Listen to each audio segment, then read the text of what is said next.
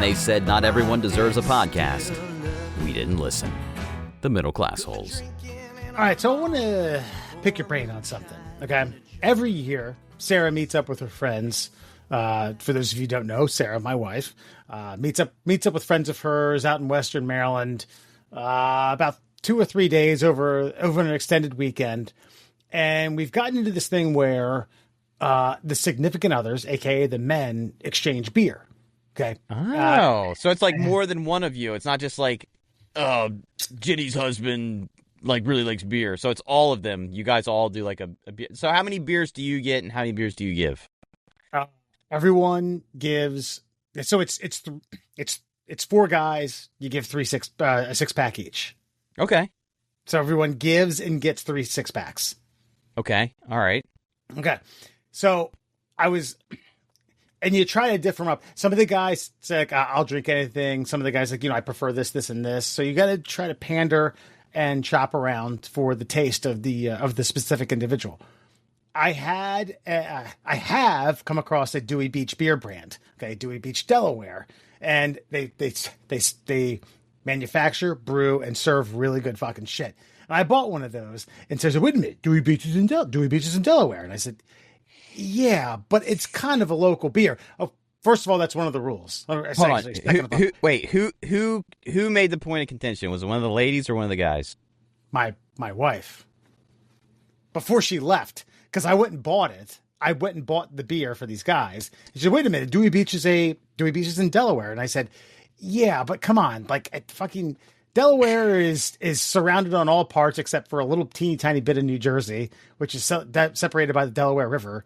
And Pennsylvania, excuse me. It just does share a border there a little bit. But I mean, it's mostly surrounded and wrapped around by Maryland. They call it Delmarva, part of Virginia. Well, and by the way, very specific Delmarva. I got to say this. Now, technically, you, my friend, are not in Delmarva. I was going to make a very strong case for you. You are on the other side. You are separated by the Chesapeake Bay from the Delmarva Peninsula. And the Susquehanna River. Yes, I got you. But, I love your wife. Mm-hmm. But she needs to stay in her fucking lane on this one. That's what I got to say. Kind of what I thought. I said, listen, here's the deal. I'm the beer connoisseur of the family, okay? I know you like beer, and that's why I love you.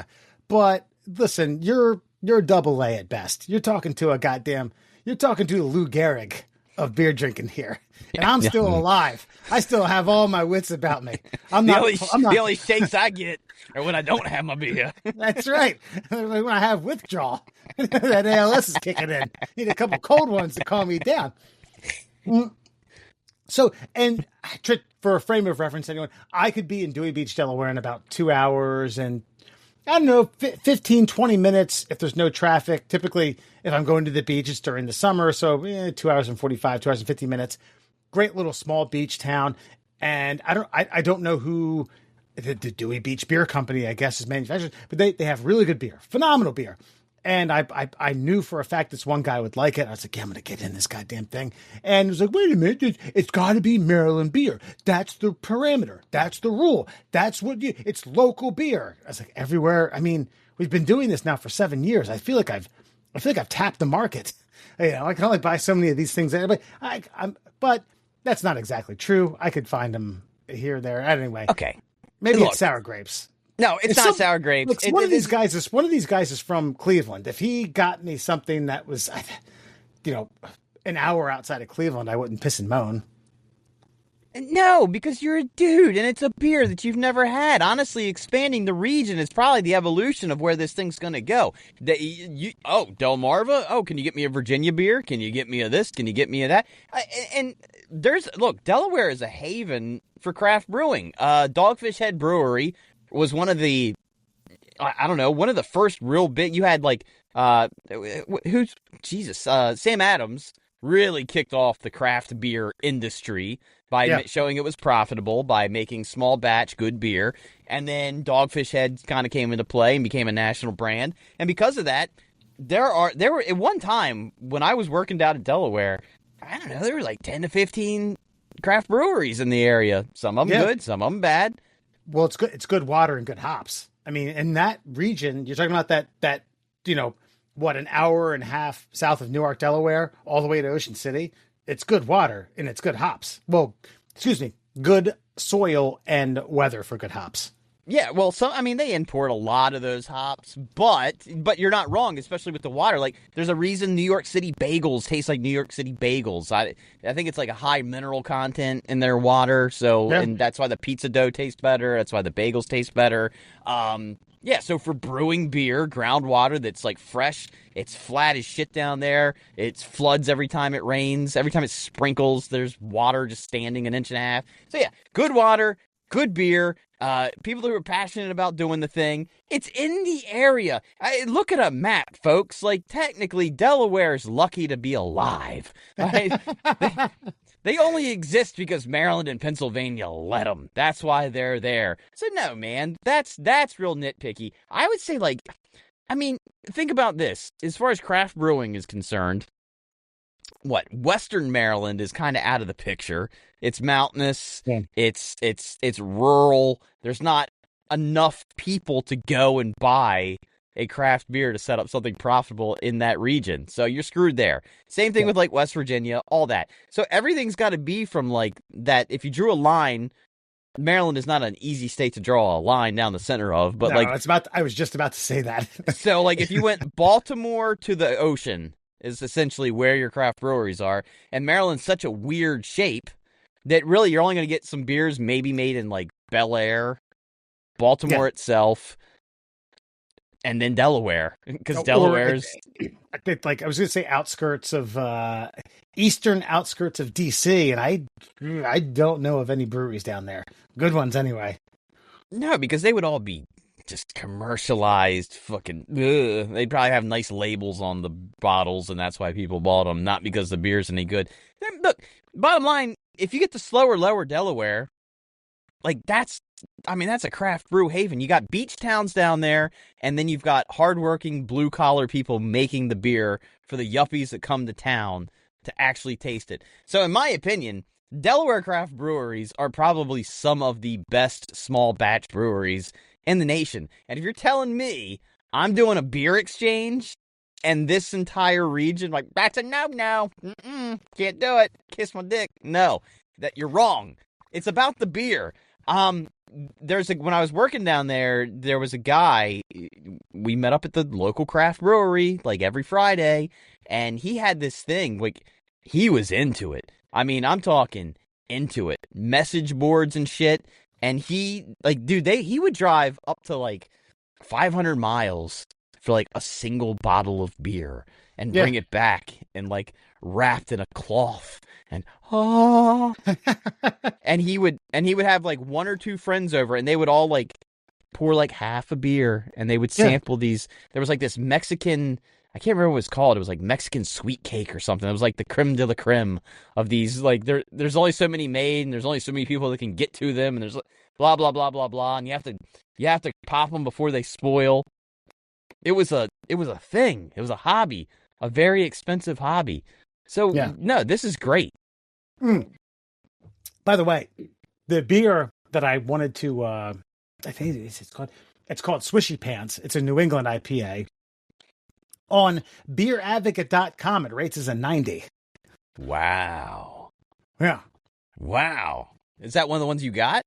That's the one I wanted to give to him. Instead, I had to drink because it couldn't be from outside of Maryland. You know what? Now I'm thinking about it. Maybe Sarah's got a point. I mean, why you want to give something like that away? The other one, it's Flash of Diamonds and then Sun Camp. And I'm trying to remember Sun Camp. Let's see what that rates, because I know I've had a few of those. By a few, I mean probably Sun Camp. Beer Advocate. Come on, baby. Do me well. 86. Yeah. B plus. I'm not sure who made this one. Type in Cage Fight. I'm not sure if unfortunately, one of the breweries I went to, they did close down. It wasn't necessarily because they weren't profitable. It's because there was only 3 of them running this entire thing, and it was getting too big for their britches, so they sold it off just to kind of keep their sanity and make a shit ton of profit. Is it 16 Mile? Yes. 16 Mile Brewing? Yeah. Okay. Yeah, they're out of business now, so I don't know if it would even be ranked. It says Cage Titans Fight Night IPA. Nah, maybe. See what that says. It's an 80 on Beer Advocates. Okay, Unless they change the name. Untapped TAPPD.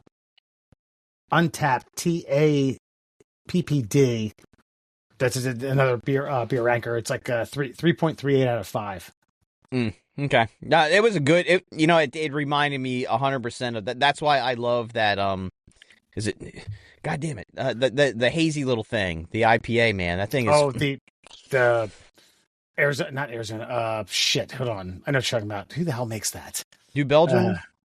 No, it's not New Belgium. Sierra Nevada. Sierra Nevada. Yes, you're right. Yes. Yeah, they make a group. They make such a good one.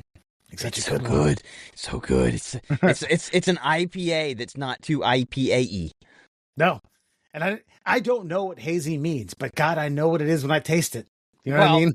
You pour, if you're civilized, Wes, and you pour it into a glass like you're supposed to, it's hazy. You drink them right out the can, dude. I felt like such a pompous twat when I saw you this week or two ago, and I was like, "Would you mind if I get a glass?" Listen, as a beer guy, especially with these types of beers, I hate to sound like a snooty twat.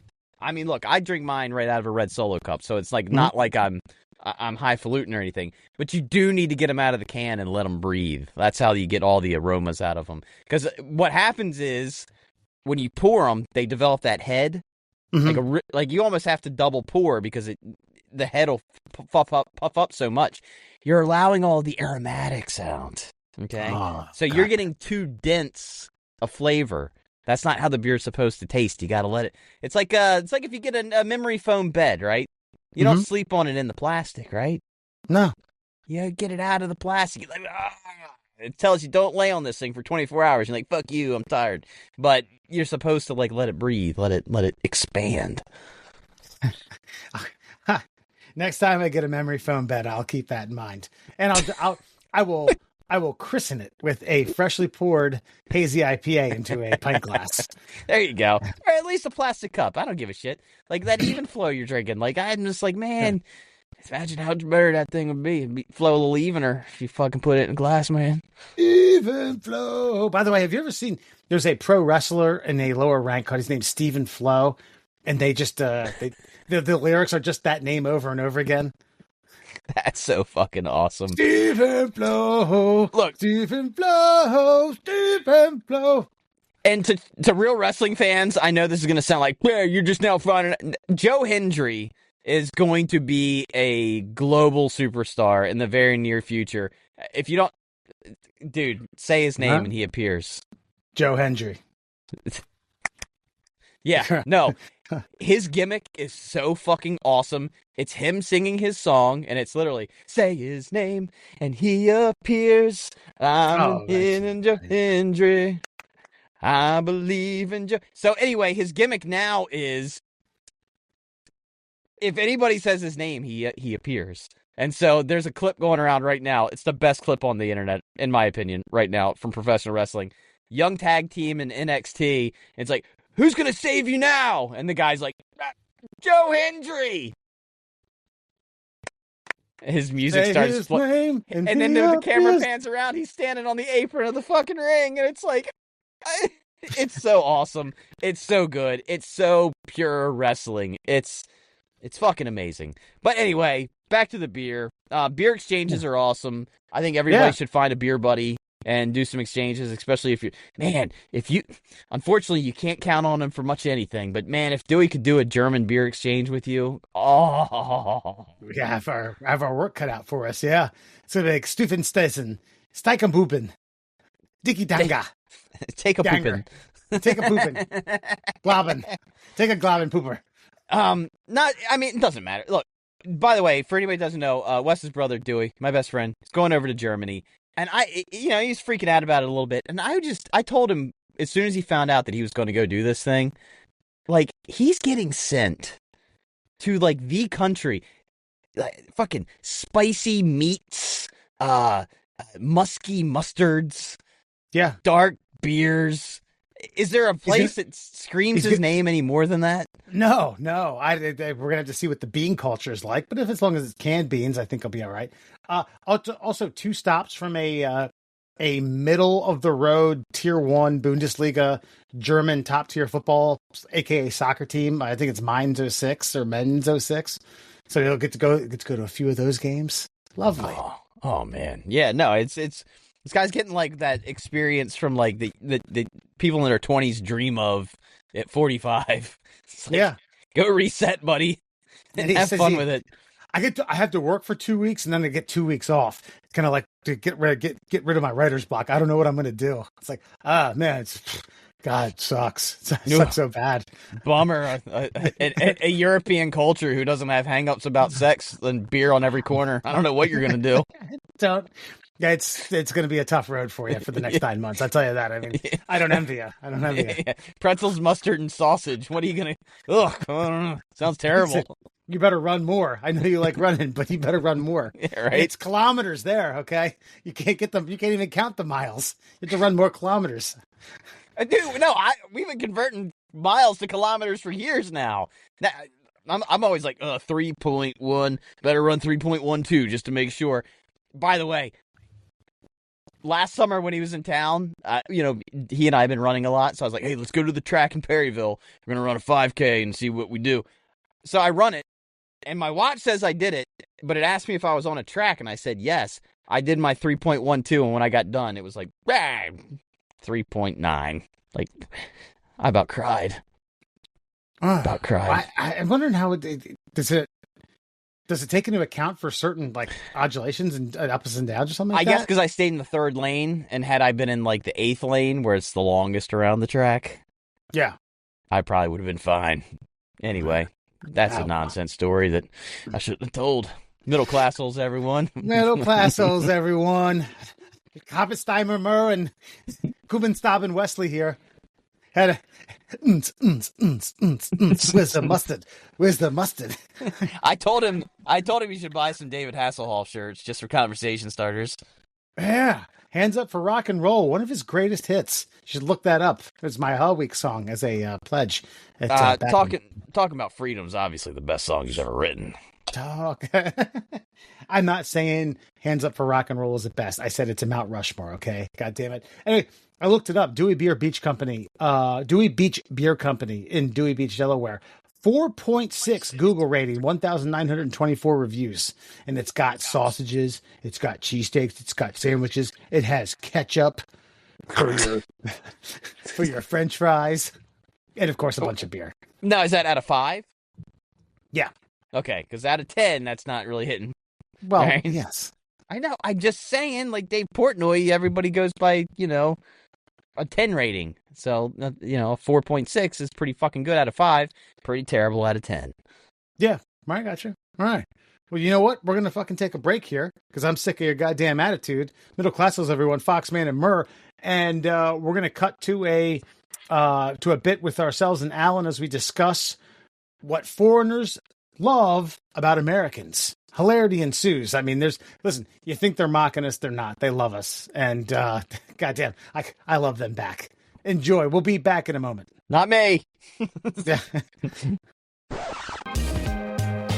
All right, party people. When I say middle, you say class holes middle. Wait, what the fuck? And welcome back to the Middle Class Holes, Foxman, Alan, and Murr. Folks, I feel like we live in a time where people are down in the dumps. They hate themselves. And most foreigners hate Americans.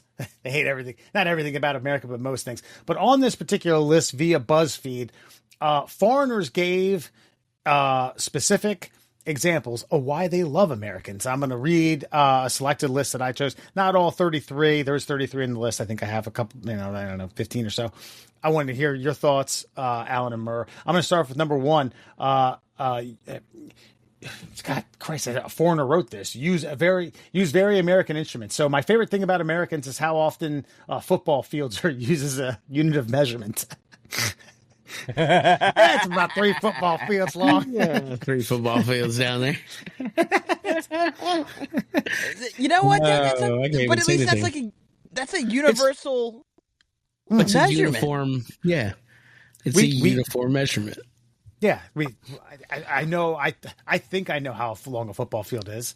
I can look down my block and I could specifically say like, oh yeah, that's like one long John Elway throw with a Whistler football. Yeah, it's just 100 sections broken down into sections that are broken down into 3 feet. Those 3 feet are comprised of 12 inches. Yeah, it's very common sense measurements is really what we're and by the way, if you're doing it by travel by foot, everybody's unit's going to be different. Like I know that I can move pretty quick for the first half of a football field, and I will be jogging by the time I finish the other half of it. So how far is that? Okay, I got a good idea of like physically how much energy I'm going to expend going that distance. Do I need a car for that? Do I need a bike for that? You know what I mean? Like I know about the time frame it's going to take me to complete that mission. That's a good unit of measurement. Yeah, good for us. Someone said acres, by the way. If someone says acres, I'm always kind of like, yeah, all right. got 10 acres. 10 acres? Fucking A, man. What's that like? Is that like 4 football fields? What's that? Can you please put that in football fields? No, I was gonna say I've got 1 acre. It's like 1 3/4 football fields. Cut the football field in half, turn it 180 degrees on top of the other football field, and multiply that by 2. I just Googled 1 acre in football fields. 1 acre is approximately 0.76 of a standard American football field. Perfect. There it is. What? There you go. Is that in square footage? Because I guess I got an oblong lot. I've got a more rectangular lot. So football field is football field is 57,600 square feet. An acre is 43,560 square feet. Okay. All right. Makes sense. We just solidified us being fucking weird. And the other one that always got me was in war movies when they say clicks. They 2 clicks down that way. That's just a military unit of measure, though. I forget what it is. I much like acre. I'm kind of like I guess it has.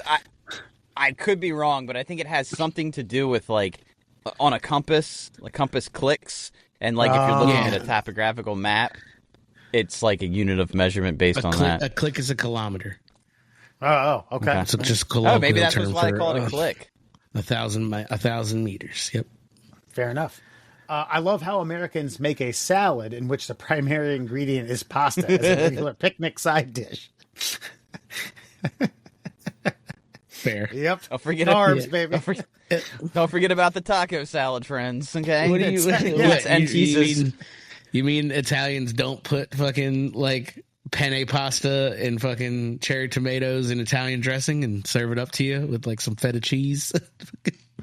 Yeah. Red onion. That's not a thing. That's not a thing. I mean, to me, I get what an actually. If somebody just says salad, I get what they're doing here. It's garden variety vegetables.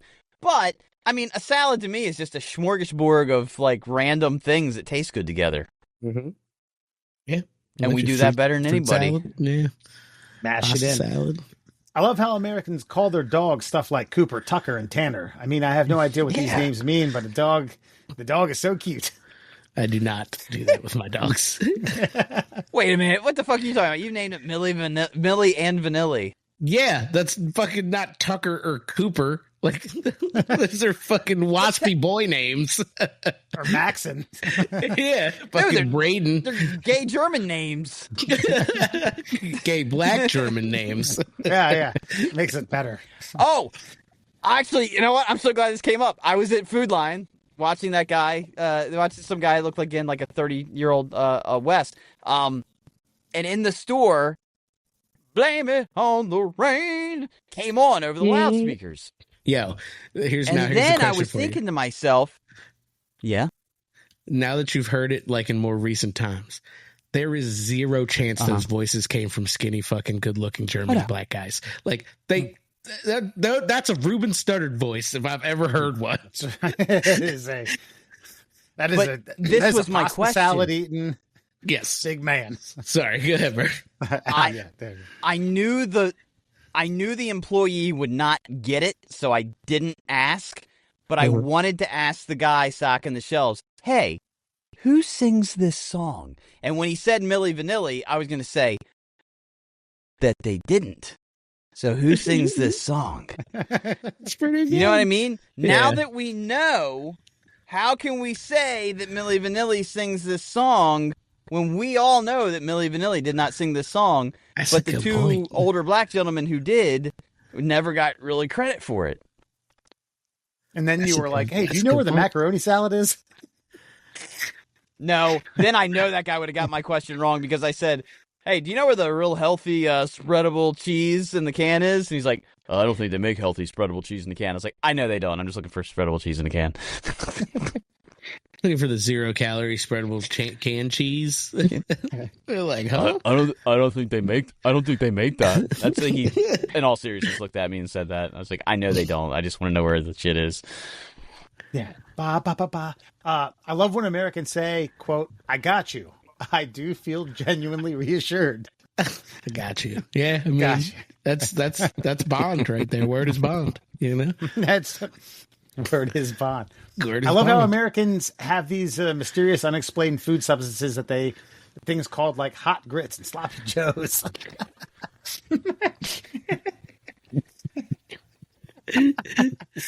Oh, All right. Never thought of that. I will say hot grits. All right, that's a little bit. That's exactly what they are. But sloppy Joe is fucking good. Like, what's that made of? I mean, you're talking about the British who like their breakfast delicacy is beans and toast. What is it? It's beans on toast. Like, that's what it is. But yeah, what is a sloppy Joe? That's hilarious. I love how Americans will interrupt a word to swear. I guarantee it. They'll even interrupt a swear word like, God motherfucking damn it. Yeah, and if I'm trying to put the exclamation point on it, I can throw that in there. Guarantee it. Yo, pause.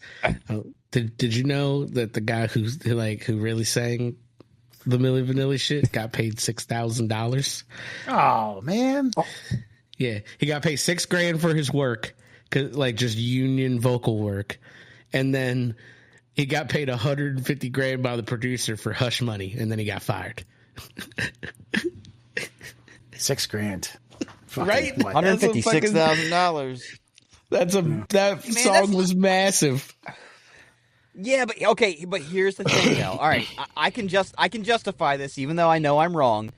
That song would not have been a hit if they put it out with like Leroy Jenkins, Blame It on the That's Rain. fair enough. Yeah, I guess it's. Yeah.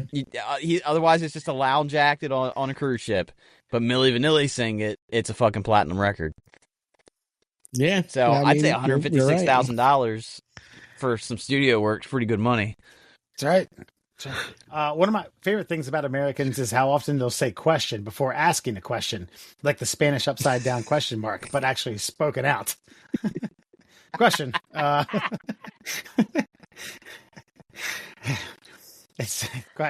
do that a lot. Question. I love how Americans all have a favorite regional gas station. A favorite regional gas station? Is that what you said? Yeah, that's right. That checks out. Dude, hold on. My physiology can't catch up with the hilarity that is us. Sorry. No, because like now there's a confluence of regional gas stations now in the town of Elkton. They've got a Sheetz there now, which is just down the road from a Royal Farms, which is just down the road from a Wawa. And there was a point where like the Sheetz were north, the Wawas were south, and the Royal Farms were west. And now they all have nowhere to go. And now they're all in competition with each other in this very strange corridor of the United States. Yeah. Well, I guess what's your guys' favorite? I got a favorite for food and a favorite for gas, personally. Different. Yeah. Food. Wawa's tough to beat. Wawa is tough to beat. I'm still partial to I feel Sheetz like because of nostalgia, but yeah, It's not as. I was good, about to say that Sheets is going to be tough to beat, just simply because a lot of my formative years were spent in or around the Sheets, fucking loitering while eating schmeggles and schmuffins. The food at Wawa. I mean, don't get me wrong, I will drunkenly gorge on some Royal Farms chicken. Yes, but the Wawa Sammys just seem to hit. They seem to slap. Yeah, the Wawa hoagies are fucking pretty damn tasty. Right. I go to Royal Farms. I just feel like Royal Farms like put out some initiative like we shall hire everyone who's on leave from the halfway house, and their brand has gone downhill because of that dramatically. I think Sheets seems to be like they want to look upscale, but they're just not hitting right with like some of their shit. And I feel like Wawa just has a great corporate structure, and they also have all the Tesla chargers. So I'm at Wawa a lot for that. And Wawa also has, whether or not they taste any different, they have like 16 fucking coffee vats. They do a lot of stuff. This is medium roast. Yeah, I I'll know say Royal has upped their game. Yes, they have fresh ground coffee. Like, it literally, unless they just put a good sound effect in there and gave you shitty coffee and tricked you. But no, the Royal Farms coffee's good again. Yeah. Nice. My favorite thing about Americans is when faced with a language barrier, the solution is to always just speak English louder. Yep. not even try. You know who's guilty of that? This guy. Part of Vallarta. Or just adding O's to words and making them Spanish. You know what I mean? Like that's I've witnessed that like on vacation in Spanish speaking countries, and I'm just like, no wonder they hate us. Yeah. Or literally saying L before a word. Yeah. Fuck you, O. You're like El Spaghetti-O. You're like, nope, that's not it. Why you would be wanting SpaghettiOs in Cancun is beyond me. I love how Americans think birthday cake is a flavor. Is it not? That's kind of what I always assumed it was. Yeah. Like, what do you mean? Okay. Yeah, birthday cake is it's vanilla. It's a powerful, it's vanilla, sugary vanilla. Yeah.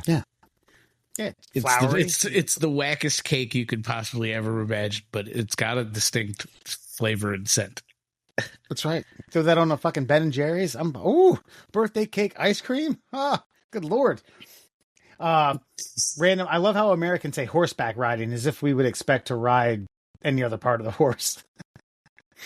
I don't know. Is that not common anywhere else? I guess not. Maybe. Yeah. Do the English not say that? What do you say? I'm going to go equestrian. What the fuck do you say? Maybe equestrian. Horse riding? Is that like horseback? Oh, okay, yeah, because the English do say like instead. They don't say I'm going to go to the bathroom. Like, oh, you're going to take a bath. They say I'm going to go to the toilet. They just say exactly the thing. So maybe that's whatever. We got the best language. Kiss my dick. That's right. Apparently, like in the UK, riding is understood to be on horseback. Unless you're like it's saying like if you're doing bicycle, like I would say bicycle, I would qualify it. Okay. I guess because they were heavy, that's a society that was heavy horse driven, man. We had horses for like, I don't know what, fucking 50 years. And then we were like, hey, check out these fucking 150 years. And then we were like, hey, check out these cars. We got these cars now. This is our thing. Hey, they spent like centuries riding horses. We hate cleaning shit off the streets. Yeah. Let's just get these motor vehicles in here. And I got to go like 15 football fields, so I'm not going to ride a horse. Yeah.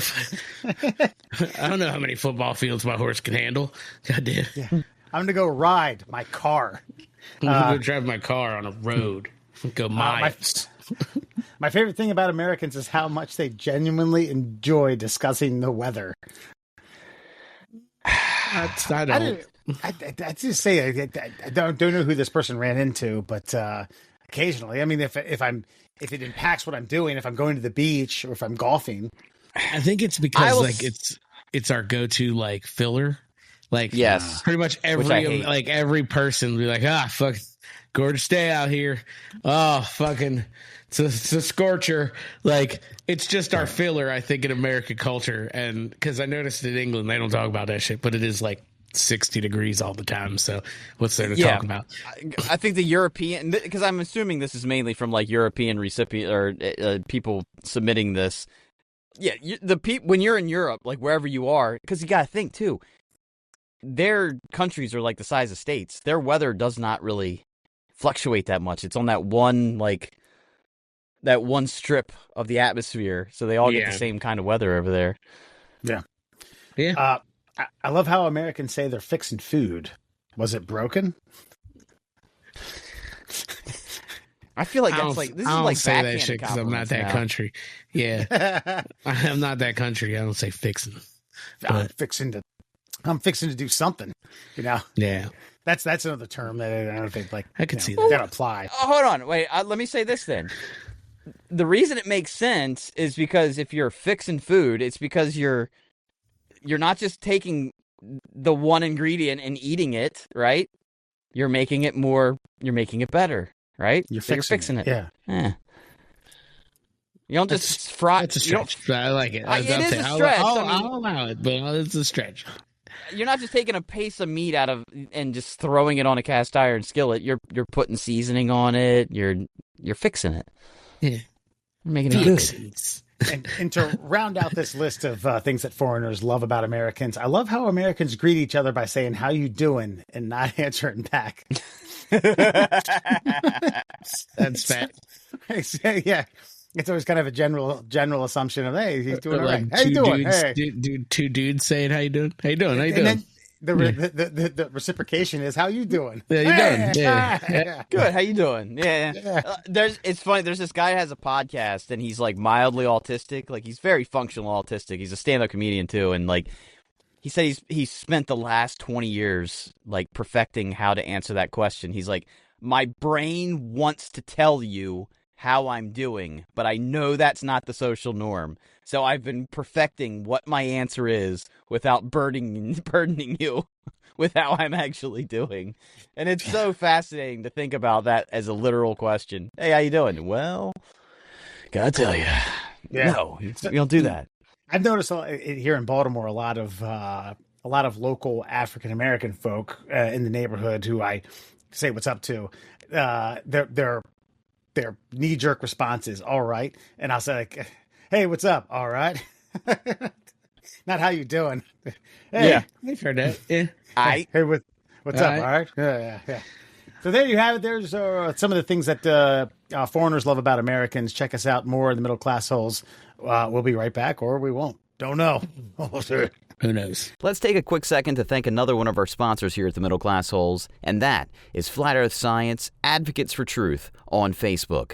Do you work at a gas station? Did your brother once meet a guy on a bus who told him all sorts of random factoids that he read in a coloring book one day while he was sitting in line at the methadone clinic? Well, we have got the scientific website for you, Flat Earth Science Advocates for Truth. Learn about the firmament, the ice wall, the hole at the North Pole, and find out why every scientist that has ever existed in the history of the modern world and the ancient world has been wrong about everything they have ever studied in their entire lives, all while holding an IQ 2 to 3 times more than yours.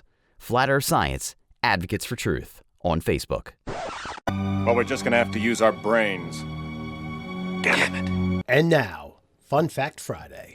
All right, let's get to it. 5 fun facts for you fuckers on a Friday. Brought to you, of course, by our good friend, the Cuckster. Find the Cuckster online at TikTok and Instagram. It's Cuckster for Life on TikTok and the Instagram. I don't know. How's the Cuckster feel about the old foreigners?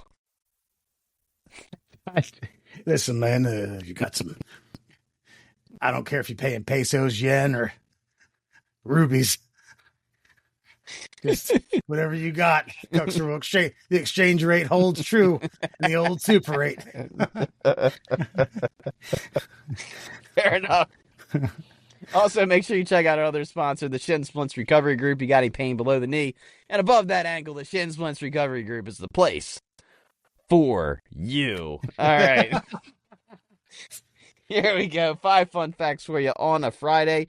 Did you know the Antikythera mechanism, a Greek device from around 100 BCE, was a complex analog computer using gears to predict astronomical positions, such as eclipses and everything else, showcasing advanced technology and engineering for its time. Have you ever seen this thing?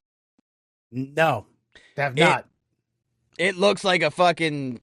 It's a geared box, dude. It's like a computer. It's a fucking computer, an ancient Greek computer. They found one in the water, and it was all rusted out. They did a bunch of AI to see what it would have actually looked like, and they're like, there's got to be more of these things. This comes back to my whole thing with these fucking historians and these archaeologists and these people who make up stories about the past based on a fragment of a bone, like, well, based on this person would have only been about 2 foot 3 inches tall, which means there were hobbit people living in Laura Flimsy Loria in southern Australia, which means there was another species of human being. Blah, blah. It's like, okay, you made up that story based on very little evidence. Some other folks have made up some stories based on actually maybe some more evidence. Can we study what they found? Well, they didn't go to a university. You know, and what would you say the name of the instrument was? The Antikythera. That's right, because they rumor has it. This is kind of a subreddit. Did you know that Bonnie Tyler tried to work that into Total Eclipse of the Heart as like some sort of lyric about eclipses in the heart and the Unicateria, and she's like, I just can't. The Antikythera mechanism. she just came out with power kegs. You know how hard it was for me, 1, to pronounce it right the first time, and 2, to go back. So thank you for that. Well, as soon as you said eclipses, I was like, "Yep, I'm gonna work this into a Bonnie Tyler joke." Bonnie Tyler had some, dude. People forget Bonnie Tyler had "I Need a Hero." That Hell was yeah! Chick has that was on the Short Circuit 2 soundtrack. I mean, that was full of fucking chock full of hits. Was that when he's in New York? Yeah, that's where he's like running along the water line, all busted up. Oh my god, yeah. Dude. Yeah. Don't sleep on Short Circuit. I don't want to hear any shit about. You know the guy who played the Indian dude in Short Circuit was the guy. I don't know him, but yeah. Okay. I know the character. Fucking hate you so much. That was the guy who played Chainsaw in Summer School. The white guy. Hold on. Refresh my memory. Summer School with Mark Harmon. Oh, dude, it's a fucking 80s classic, man. Well, yeah, I'm 42. I missed out on some of the good ones. Really? This is the guy who knows every B-movie actor that's ever been playing a janitor in a... Oh, yeah, I remember this. Gotcha. Yeah. Mark Harmon, Carl Reiner, Kirstie Alley.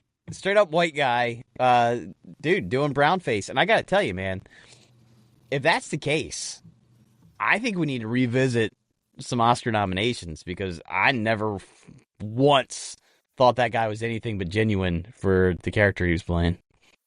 Yeah. Fisher Stevens. Yeah. Huh. Right?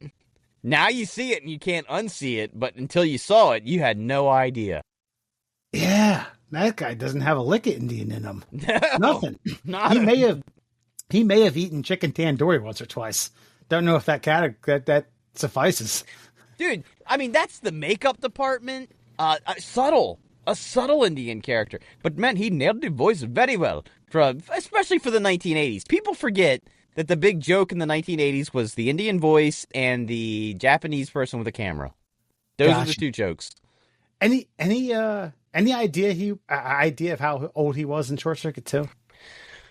I'm gonna say, I feel like you're trying to flip me up a little bit, but just considering that was a hit that came out shortly after Summer School, considering he's probably 24 in Summer School, I'm gonna say 28. 26. Yeah, he was probably 25 when they filmed it.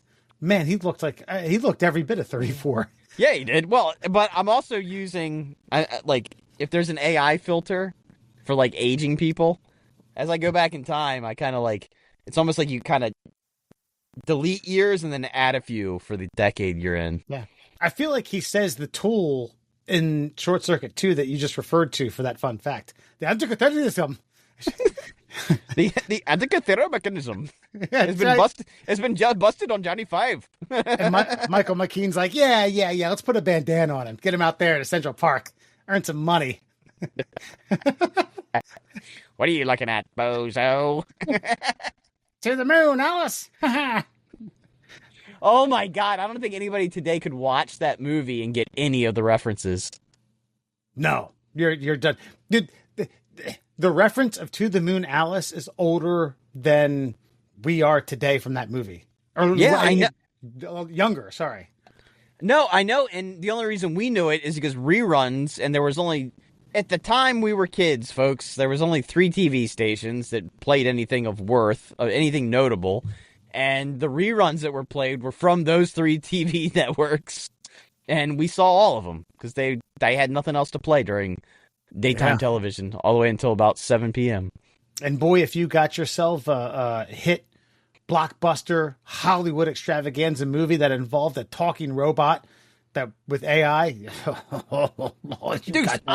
dude, Short Circuit is a good movie. I don't care. I'm gonna watch that with William one day. I know he says shit in it one time. This is bullshit. I think that's what he says at some point. He's got the eyebrows too. Yeah, Johnny Five was a fucking killer robot who basically gets brain damage, robot version, and then wants to become sentient and love people. And then has to fight for his freedom like an American. God damn it. And Bonnie Tyler's on the soundtrack of That's 2. right. Of That's 2. Right. Of Number 2. 2. Hey, to get there, you got to watch 1, all right? And Gutenberg in his prime? Come on now. I mean, he left Police Academy. He left the fucking sweet, tender fucking bosom of Police Academy to go do that film. Then what did he wind up doing? Cocoon. Yeah, 1 and 2 and 3 and 3 Men and a Baby and 3 Men and a Little Lady. So I'd say he kind of won the decade. All right, Gutenberg, the man of the 80s. Moving on.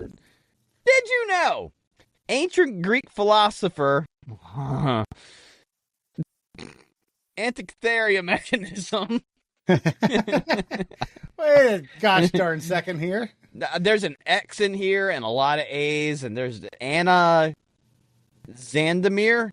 Ancient Greek philosopher Anna Zandamir from the 6th century BC proposed that the Earth floats freely in space without support, a revolutionary idea, and suggested celestial bodies move in circular orbits, laying the groundwork for cosmology. Hell yeah. I dig that. 600 BC?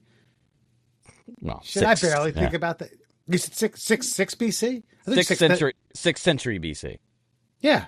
Okay, so 600. You're right. Right. Might have been more like, whatever.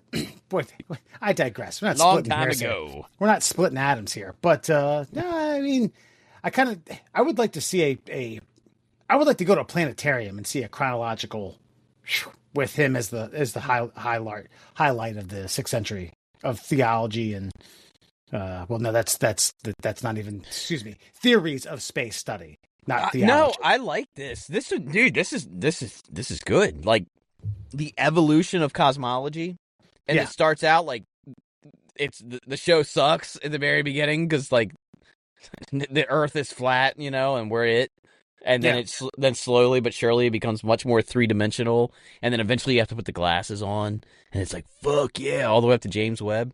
Dude, that James Webb telescope is fucking obliterating space theories. It's awesome. I wish the fucking archaeologists would take into account, like, it's okay to be wrong. You got us here. You laid the groundwork for new theories. We got here because of you. You cock-sucking. And the layperson doesn't know who you are anyway. By the way, I do have to say this. So, like, I don't know. Anybody that knows what I'm talking about knows what I'm talking about. Like, the Graham Hancocks of the world who are going around doing, like, ancient archaeology stuff, like, where they're creating these new theories about maybe there was an asteroid impact of some kind or an airburst that, like, destroyed an ancient civilization that was very advanced, different from ours, but very advanced. Like, that humans basically were still us, but we had to start over again. Like, imagine tomorrow an EMP and a nuke go off and the seas rise and we're fucked and we lose everything. Yeah. How long would it take us to get back to this point? That's kind of like sort of his theory, is that there was a civilization. Yeah. It got knocked the fuck out. The reason people listen to him is because he's a great communicator. And he speaks his maybe bullshit theories very well in an entertaining way. Something that the people who wrote all these books that we're supposed to take as fact do not do. So maybe champion these guys a little bit and say, hey, I saw you got a really huge following. Could you talk about the shit I discovered? That'd be great. Maybe hold their hands out to a go biblioteca and have them talk about the things that you figured out so that we believe you again. So how long did he theorize? Do you know? Like, so big boom happens, and then it takes to get back to, I don't know, first sentient life. Well, I mean, his whole thing. Okay, so there's this Younger Dryas impact hypothesis on the verge of a theory, not quite a theory yet. That there was a bunch of airburst, maybe meteorites, and it happened right around the time. Like, we get there's a comet debris field that we see every year as shooting stars, and so his theory is that a bunch, like some of these hit the Earth and wiped out whatever civilization that built the pyramids were. So his theory is that the pyramids are much older than we give them credit for. And one of the things that he says, like, the reason I could be right is that by the way, in our lifetime, me and you, they theorized that Homo sapiens had only been around for 50,000 years. And they're like, oh shit, we found new bones. It's 139,000 years. And then recently they're like, oh shit, we found some new bones. 300,000 years. So in 40 years, it went from this version of us has only been around for 50,000 years to 150,000 years to 300,000 years. So he's like, why couldn't we have been? Then they've done teeth analysis, saying that it could take up to 800,000 years of evolution to get these teeth. So we could be 800,000 years, Homo sapiens. And if that's the case, how much shit could we have made, had destroyed, made again, and had destroyed that there's no fossil record of because it just wouldn't be here? Yeah, it says something's destroyed. Because I've read or not read it, but the pyramids, not the pyramids, but pyramids seem to withstand the test of time just because of the architectural nature of them. You know what I mean? There's like ones in South America and Mexico that have lived for tens and thousands of years because they're just so well built. And it seems to be the last relic. It doesn't mean that, aliens were like going across the earth and things like that. It's just it's not alien. Excuse me. I digress. I want to go back on that. It's just the architecture of that was known to humans at the time to be a well-built structure. But I get your point about things being destroyed and just not having any record of them. But using that exact example of these things popping up, they all are built at about the same time. Okay. So, like all the pyramids. Yeah. So another point of contention on, like, no, people had technology that was well understood and shared over the globe is that, like, okay, did all of these people have the same, like, wake up one morning? All these civilizations woke up. All these civilizations understood. Yeah. Let's build pyramids out of big stones that'll last the test of time. Triangles hold up for a long while. Because there's no evidence that the modern Egyptians, and by modern, I mean, I'm talking all the way back to, like, Cleopatra's family, the Ptolemy family, like, they didn't build the pyramids. They were like, Brad, look at those things. Those are cool, right? Like, they were there. Yeah. Like, they just, like, may not have even understood who built them themselves and were just like, these are ours now. Let's bury our people in there. They might have been made for something completely different. The modern Egyptian culture has no idea. They have no idea about the pyramids any more than we do. That's wild. Well, would it not have anything to do with, like, South America being part of Africa? Because, I mean, it was at one point. The Pangea. That'd be stretching our timeline a little bit. I'm not willing to say that we were part of Pangea and had a fucking human civilization. Maybe they weren't so, like, far apart. Maybe it's like a 500-mile sail, Well, we need to move on, but I do want to say that there was this whole thing about, like, the hunter-gatherers, like, Clovis first. It was like, there's this whole, look up Clovis first. And it all had to do with like when people got to North and South America, like a land bridge, this, that, this. And all of these highfalutin, university scholars like scoffed at like new theories that people were here earlier than they said they were. And then they found evidence and like, oh, well, fine, we were wrong. But like they were not willing to budge on their theory until there was actual evidence dug out of the ground. And which I get, you shouldn't wildly accept any theory that's presented, but you also shouldn't be a dickhead about it. Yeah. Yeah, you told me to look up Clovis first. I'll look up Clovis second. All right. I'll look up a few other things first. Well, did you know? The tardigrade, also known as the water bear, can survive extreme conditions, including the vacuum of space, where temperatures go from minus 328 degrees Fahrenheit all the way up to 300 degrees Fahrenheit, and radiation levels 1,000 times more than humans can endure. You're just hitting me with the heavy hitters tonight. These ones that I obviously know nothing about, vocabulary that I'm not familiar with, and I'm supposed to respond to these. So I'm like, well, yeah, I think I was playing bridge with my grandmother, and this was brought up as a point of emphasis. The what bear? The water bear? Water bear. It's a okay. You're right.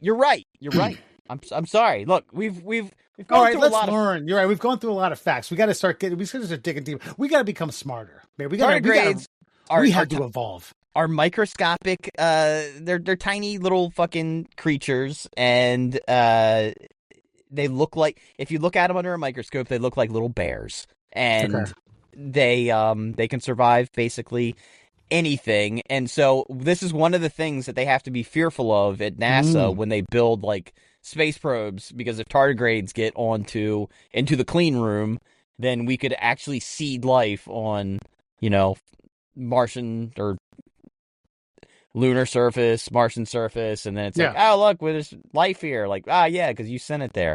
So you don't want to seed anything. So it's hard to keep the tardigrades away because nothing kills them. Moss piglets. That's another name for them. Oh, look at that. Just see it up. Yeah, I'm playing Alan here. Yeah. The phylum, 8-legged segmented microanimals. The first described by German zoologist Johann Augustus. Why can't these people have normal fucking names? Sorry, Alan would have pronounced the name. I'm not doing that. Yeah, interesting. I've seen these. Is that? I wonder if that's something similar to where they could have seen fossilized stuff on Mars. Something similar to that to say, oh, there may have been life here. Yeah, well, I mean, they found bacteria from a Martian, like, asteroid on Earth. So, like, that's why they're pretty sure there's some sort of microbial life up there. But, that ain't what we're looking for. We're looking for water. Water. All right. It's from Tijuana. H2O. Agua. Agua.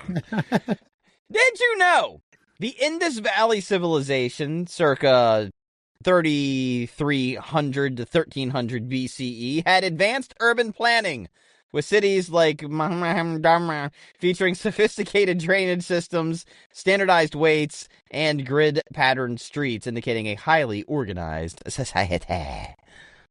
That's good to know. The city of was doing its thing that long ago. Mohenjo-daro. Okay. Where's this out of? Roughly. The Indus Valley, so Mesopotamia. Simply. Okay. Yeah. Gotcha. Middle East. Streets. Traffic signals. That's right. Librarians. All the good stuff. Of course. Librarians. That's the only thing I can think of. I know. Like, they're just handing out like a clay tablet. Bring it back. Okay. All right. And finally, did you know in ancient India around 600 BCE, the physician Sushrata wrote the Sushrata Samhita, a foundational text in Ayurveda, detailing over 300 surgical procedures, including cataract surgery. Nice. Mm-hmm. Man, I got to figure ancient cataract surgery was no picnic. Hold him down. Yeah, right. Keep him open. And the thing about this, even 600 BC, your doctor was still an Indian guy. That's right. It's as right as rain. That's right. Yeah, but I have a feeling too. Back in the day, This is Mahata Barada who penciled the Barada Samada. That's right. Okay, gotcha. Yeah, I picked a lot of facts with some really fucked up names that you gloss over them. You ain't gonna, even if I pronounced it correctly, you're not gonna remember it. Okay. And I can tell you right now, this clump of facts that you gave me, we've referenced some from 2, 3, 5, 6 years ago. I other than the one that somehow got brought up in a Bonnie Tyler song, I doubt I'm going to remember any of these. But ancient cataract surgeries. You said over 600 surgeries, including cataracts. No, 300 surgical procedures. But there's a lot of fucking around. Yeah, there had to be a lot of fucking around back then. There's a Benjamin Franklin. You have to look this up. Look up Benjamin Franklin bones in the basement. Back in the day, you didn't have a lot of volunteers for surgeries, and they didn't know a whole lot about the human body, and so he would have his apprentice go out and steal recently deceased person's bodies so they could do a cadaver of sorts. Yeah, but they weren't allowed to have them, so then when they were done with them, they just buried them in the basement, and they were doing a lot of practice, because you got to think. Back in the day, especially during the Renaissance, even Leonardo da Vinci, they were like, how did he know so much about muscle tissue and stuff? It's like, because he was fucking filleting people in his fucking studio, all right? Yeah, with his swords. Or whatever he made and had funsies with. That was a Ninja Turtle joke, by the way. That's all. Leonardo from the Ninja Turtles. Gotcha. Sorry, I apologize. Yes. That's right. Understood. Yeah. And this guy, I was visioning this guy as an Indian, or excuse me, a Japanese guy. You said Indian? Yes, Indian. I mean, look, I'm imagining looks like you've got something cloudy in your eye. Let's just cut this out. And then, you fuck up the first. Because I was going to say he was a Japanese guy. He'd be like, oh, you have a cataract. He's like, no, I drive a Lincoln, okay? No, you don't. Let me make you see more clearly. What the hell did I buy?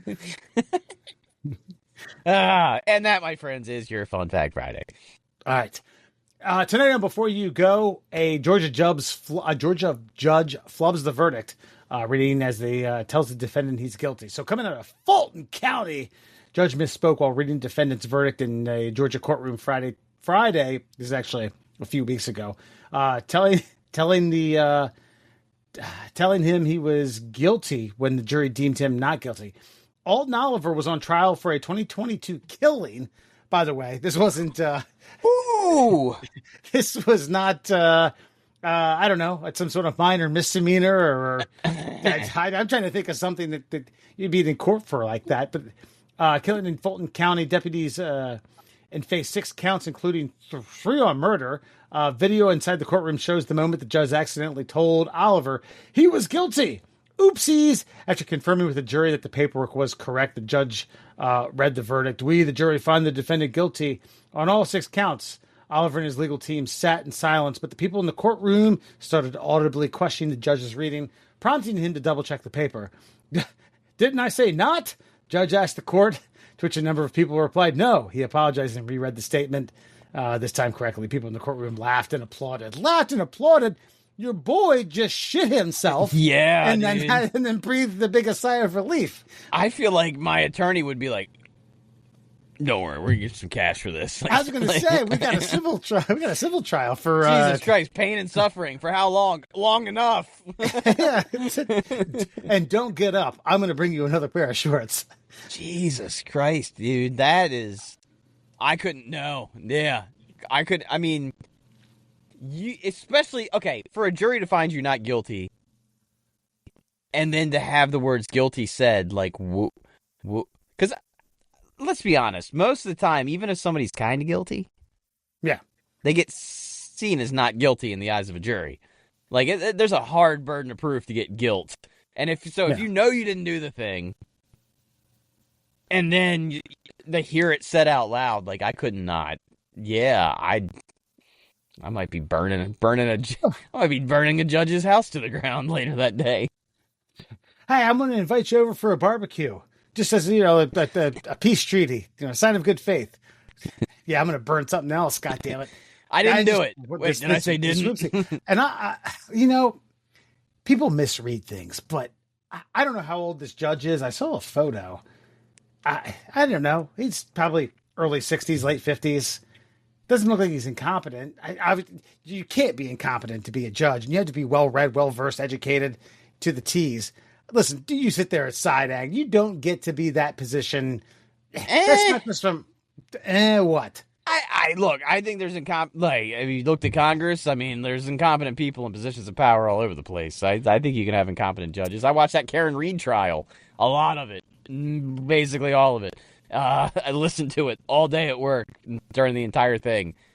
That judge, I'm not saying she was incompetent, but you could see that she had a agenda, maybe. Okay, a little bit. So okay, let's back up a tick. Judges, all former lawyers, for the most part, don't get there without being well read, because your job is reading pages upon pages, words upon words, sentences upon sentences, and then just to get to some man's life on the line, be like, yep, guilty, and then be like, oh, excuse me, wait, I said not, right? I said not. No, you definitely said guilty. Ah, yeah, I'm sorry. Yeah. Well, and the fact it was so obvious that the rest of the peanut gallery was like rumbling. What?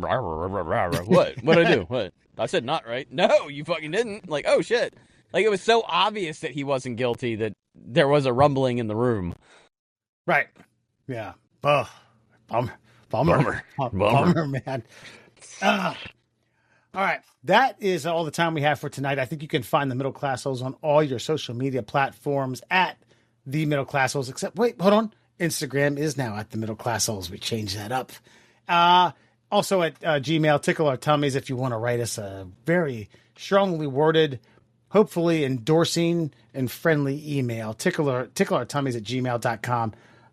Tell your friends, tell your family, tell your lovers, tell your accountants, tell your people who do your taxes, tell the people who you do your taxes for about the Middle Class Holes. We'd love to hear about it. Murr, what do you keep doing? Of course, good, all tax jokes in fucking September. Yeah, I don't know.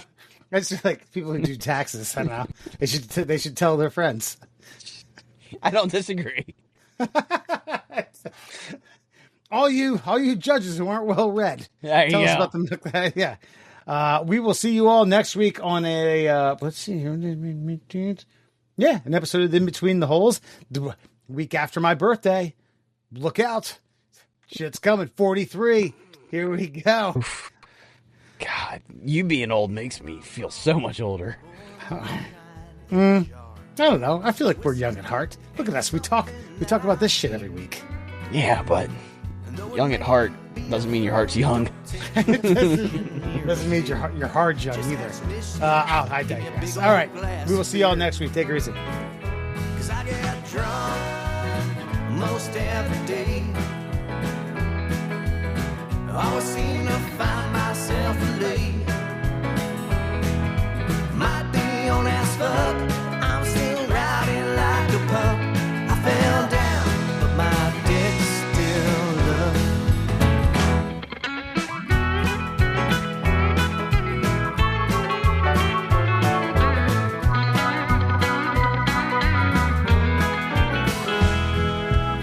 Well, sometimes I may need a hand when I'm just too drunk to stand. I don't need your sympathy, keep your judgment too. 'Cause you just give it a little pull, and my dick's strong like bull, ready to satisfy my woman whole night through. I get drunk